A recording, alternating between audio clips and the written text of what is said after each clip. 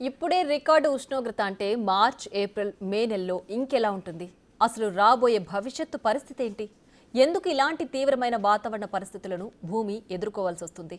ఇప్పటి వరకు పర్యావరణాన్ని రక్షించే ఒప్పందాలు ఏవీ లేవా? అమెరికా లాంటి అభివృద్ధి చెందిన దేశాలు కూడా చేతులెత్తేసాయా? దీనికి పరిష్కారమే లేదా?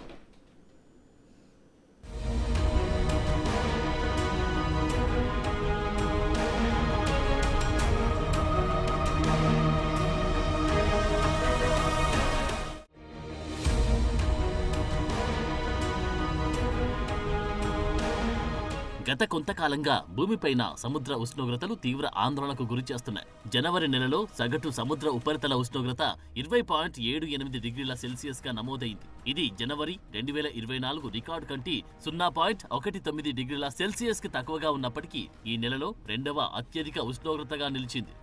భూమధ్య రేఖ దగ్గర పసిఫిక్ సగటు కంటే తక్కువ ఉష్ణోగ్రతలు చూపించినప్పటికీ తూర్పు భూమధ్య రేఖ పసిఫిక్ లో ఉష్ణోగ్రతలు సగటుకు దగ్గరగా లేదా అంతకంటే ఎక్కువగా ఉన్నాయి. ఈ పరిణామం ఎల్నినో నుండి లానీనా మార్పును తగ్గించడమో లేదంటే పూర్తిగా ఆపేయడమో చేస్తుందని వాతావరణ శాస్త్రవేత్తలు ఆందోళన వ్యక్తం చేస్తున్నారు.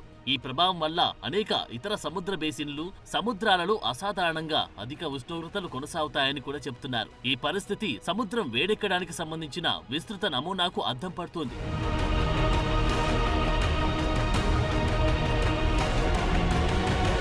జనవరి 8, 2025న అడ్వాన్సెస్ ఇన్ అట్మాస్ఫియరిక్ సైన్సెస్ లో ఒక కొత్త అంతర్జాతీయ అధ్యయనం ప్రచురించారు. దీని ప్రకారం పరిశోధించిన 8 సముద్ర ప్రాంతాలలో 6 సముద్రాల్లో సరికొత్త ఉష్ణోగ్రత రికార్డులు నమోదయ్యాయి. వాటిలో హిందూ మహాసముద్రం, ఉష్ణమండల అట్లాంటిక్, మధ్యధరా సముద్రం, ఉత్తర అట్లాంటిక్, ఉత్తర పసిఫిక్, దక్షిణ మహాసముద్రాలున్నాయి. ఇప్పటికీ ఆర్కిటిక్ తీవ్ర ప్రభావాలు ఎదుర్కొంది. సముద్రపు మంచు విస్తీర్ణం జనవరిలో రికార్డు స్థాయిలో అత్యల్ప స్థాయికి పడిపోయింది. ఇది సగటు కంటే 6% తక్కువగా ఉంది.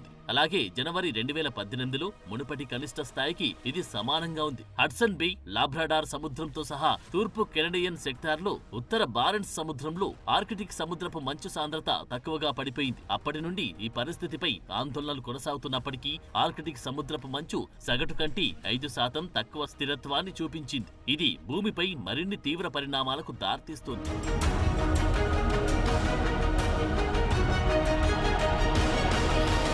ఇక ఇప్పటికే శిలాజ ఇంధనాలను దశలవారీగా తొలగించే ప్రయత్నాలను రెట్టింపు చేయాలనే ప్రతిపాదనలున్నాయి. అలా చేయడం ద్వారా మరింతగా పెరిగే ఉష్ణోగ్రతలను అరికట్టవచ్చు. ఇది తక్షణ అవసరంగా శాస్త్రవేత్తలు పరిగణిస్తున్నారు. అందుకే ఈ స్థితిని ప్రతి దేశం ఒక స్పష్టమైన హెచ్చరికగా భావించాలి. గ్లోబల్ వార్మింగ్ చాలా స్పీడ్ గా భూమిని మింగేయబోతుందని గుర్తించాలి. ప్రస్తుతం ప్రపంచ వాతావరణ వ్యవస్థలు పరిశోధన దశలో ఉన్నాయి. ఈ కీలకమైన దశను దాటి భూ వ్యవస్థను మేనేజ్ చేసే అంతర్జాతీయ ఒప్పందం కూడా ఏదీ లేదు. గ్లోబల్ వార్మింగ్ తగ్గించడానికి పారిస్ ఒప్పందం జరిగినప్పటికీ దాని నుండి ట్రంప్ ఆధ్వర్యంలో అమెరికా వైదొలిగింది. ఇక 2035 నాటికి ఉద్గారాలను 81% తగ్గించడానికి అజర్బైజాన్ లో యునైటెడ్ కింగ్డమ్ ఇటీవల చేసిన వాగ్దానాన్ని కొత్త ప్రారంభంగా పేర్కొన్నారు. అయితే ఇప్పటికే పరిస్థితులు చేజారాయని ప్రపంచ దేశాలు గుర్తించాల్సిన అవసరం ఉంది.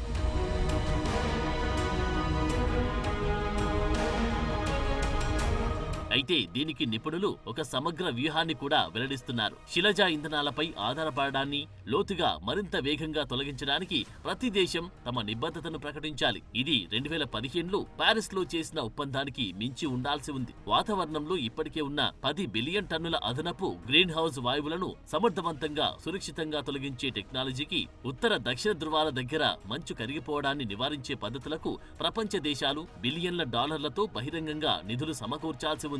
ఇది ఎంత త్వరగా జరిగితే అంత మంచిది. లేకపోతే రాబోయే దశాబ్ద కాలంలో ఈ వాతావరణం మరింత తీవ్రంగా మారుతుంది. ఈ తీవ్రమైన వాతావరణ పరిస్థితులకు నగరాలు, గ్రామాలు ఏవి సురక్షితంగా బతికే పరిస్థితి ఉండదు.